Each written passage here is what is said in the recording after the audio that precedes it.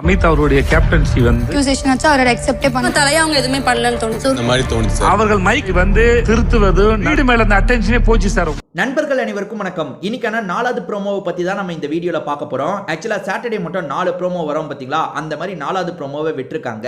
விஜய் சேதுபதி அமித்தை போட்டு வருவருன்னு வறுத்து எடுக்கிறாரு. இதை பத்தி நம்ம டீட்டெயிலா பார்க்கலாம். அதுக்கு முன்னாடி இந்த வீடியோக்கு ஒரு லைக்கை மட்டும் போடுங்க. ரெக்வஸ்டா தான் இந்த விஷயத்தை கேட்கிறேன்.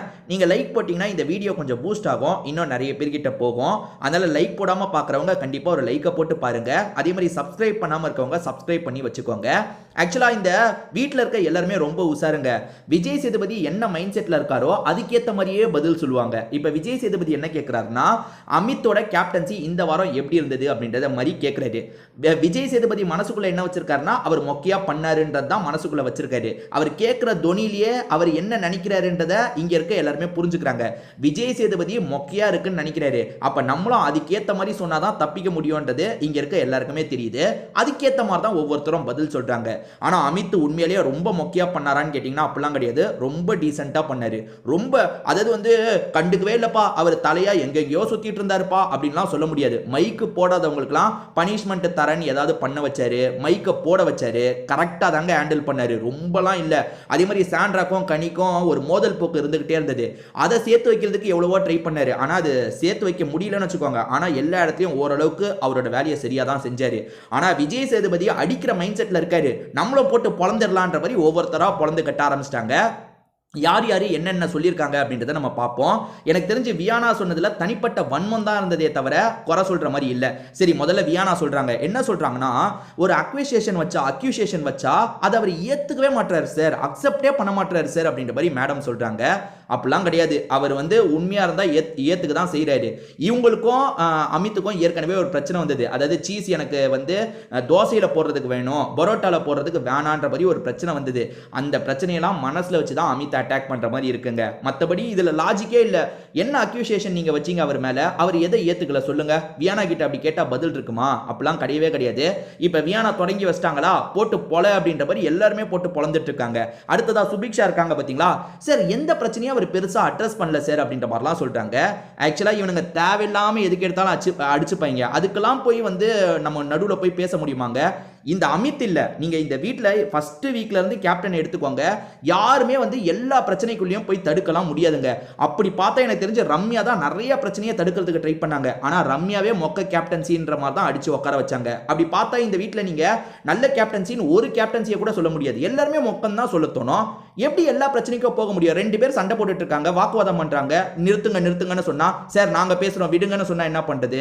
எல்லா பிரச்சனைக்குள்ளேயும் முதல்ல நுழைய முடியாதுங்க. அமித் டீசெண்டா பண்ண மாதிரி தான் எனக்கு தோணுது. உங்க மைண்ட் செட்ல ஏதாவது இருக்கும்ல, நீங்க எப்படி பண்ணாரு அப்படின்றத நீங்க நினைக்கிறத சொல்லுங்க. ஏன்னா இவங்க எல்லாம் விஜய் சேதுபதி என்ன நினைக்கிறாங்களோ அதுதான் சொல்லிட்டு இருக்காங்களே தவிர உண்மையை சொல்லல. அரோரா இருக்காங்கல்ல, வீக்கான தலையா பார்த்தன்றாங்க. இன்னும் நீ அப்படி வீக்கா பார்த்த? அடுத்ததா விக்ரம் இருக்காரு பாத்தீங்களா, இவர் பார்வதிக்கு மட்டும் கொஞ்சம் சாஃப்ட் கார்னர் காமிச்ச மாதிரி இருந்தது அப்படின்ற மாதிரி சொல்லிட்டாரு. இதுவும் வேலிடான ரீசனான்னு பாத்தீங்கன்னா இல்லங்க. ஏன்னா அமித் வந்து அவங்க மைக்கை கழட்டி பேசுறதுக்காக ஒரு தண்டனை தந்தாரு. என்கிட்ட ஆதிரை விக்ரம் இந்த ஐடியாவை சொன்னாங்க, இந்த ஐடியா கரெக்டா தான் இருக்கு, நீங்க வந்து நிறைய வேலையை பார்க்கணும், அப்படி இல்லைன்னா ஒரு வீக் பேசாம இருக்கணும்ன்ற மாதிரிலாம் சொன்னாரு. அதெல்லாம் பண்ணி முடிஞ்ச அளவுக்கு இவர் சைட்ல இருந்து அந்த பாலையும் அப்படி இல்லைன்னா முட்டையும் வர வைக்கிறதுக்கு ட்ரைலாம் பண்ணதான் செஞ்சாரு. அடிக்கணும்ன்ற மைண்ட் செட்ல எல்லாருமே போட்டு அடிக்கிற மாதிரி தான் இருக்கு. ஸோ நீங்க சொல்லுங்க, அமித் வந்து ரொம்ப மோசமா தான் பண்ணாரான்ட்டு. ரொம்ப மோசமா பண்ணார்னா எதனால மோசம்னு நீங்க சொல்றீங்கன்ற காரணத்தையும் சொல்லுங்க. ஏன்னா நான் புரிஞ்சுக்கிறதுக்கு வசதியா இருக்கும். விஜய் சேதுபதி இருக்காரு பாத்தீங்களா, இப்ப இவங்க 2 பேரை வச்சு அமித்தை போட்டு திட்டுறாரு. அது என்னன்னா, சார் இவங்களை பாக்குறேன்ட்டு மத்தவங்களை நீங்க விட்டுட்டீங்க சார்.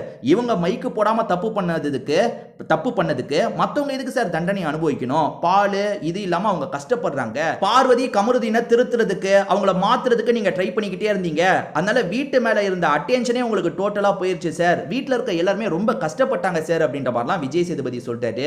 எனக்கு என்ன இவர் சொல்ல வர்றாருன்னே புரியலங்க விஜய் சேதுபதி. அமித் என்னமோ வந்து வீட்டை கவனிக்கவே இல்லை, ஃபுல்லா அந்த பார்வதி கமருதீன் இஷ்யூவை பத்தி மட்டும் பேசிட்டு இருந்த மாதிரிலாம் பேசுறாரு. அதாவது அவர் லாயரா இருந்தார் பாத்தீங்களா, அந்த கேஸ்ல வந்து அவங்க 2 பேரை காப்பாத்துறதுக்காக முட்டு கொடுக்குறாரு. ஏன்னா வந்து லாயரா அவரோட வேலை அது. அவங்க 2 பேருக்கு நான் வாதாடுறேன்னு உள்ள வந்துட்டாரு. அவரோட டேலண்ட்டை காட்டுறதுக்காக உள்ள வந்துட்டாரு. அந்த இடத்துல தான் அவங்க 2 பேருக்கு முட்டு கொடுத்து எல்லாமே பண்ணாரு. மற்றபடி அவர் தான் பிரச்சனையை கிளப்புனதே. இவங்க 2 பேர் வந்து மதிக்கவே மாட்டாங்க, அதனால நமக்கு பால் கிடைக்க மாட்டேங்குதுன்ற மாதிரி மாதிரி இவர் தான் பிரச்சனையே கிளப்பினாரு.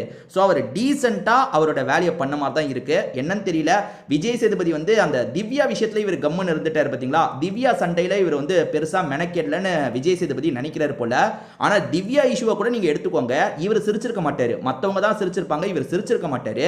திவ்யா வந்து அவன் சாரி கேட்கணும் அப்படின்ற மாதிரி சொல்லியிருப்பாங்க. சரி நான் கூட்டு வந்து பேச வைக்கிறேன்ற மாதிரி இவர் பேச வைக்கிறதுக்கெல்லாம் ட்ரை பண்ணியிருப்பாரு. அதை மீறியும் அந்த இடத்துல கமருதீன் சிரிச்சிருப்பாரு, கானா வினோத் சிரிச்சிருப்பாங்க. யோசிச்சு பாருங்க, அமித் பெருசா தப்பு பண்ணலங்க, அந்த இஷ்யூலயும் சரி அமித் பெருசா தப்பு பண்ணல. என்ன அங்க இருந்து நீங்க அடிச்சு பேசி இருக்கணும், அப்படி பேசல அவ்வளவுதான். ஆனா அதுக்குன்னு விஜய் சேதுபதி போட்டு இவ்வளவு பொளக்குற அளவுக்குலாம் அமித் அவ்வளவு மோசமான தப்பெல்லாம் எதுவும் பண்ணல. அமித்தை பொறுத்த வரைக்கும் டீசென்டான பிளேயர் தான். ஸோ ஏன் விஜய் சேதுபதி இப்படி அடிக்கிறாருன்னு தெரியல. உங்களுக்கு ஏதாவது கருத்து இருந்தா கண்டிப்பா சொல்லுங்க, நானும் பார்த்து தெரிஞ்சுக்கிறேன். திரும்பி வேற ஒரு வீடியோல பார்க்கலாம்.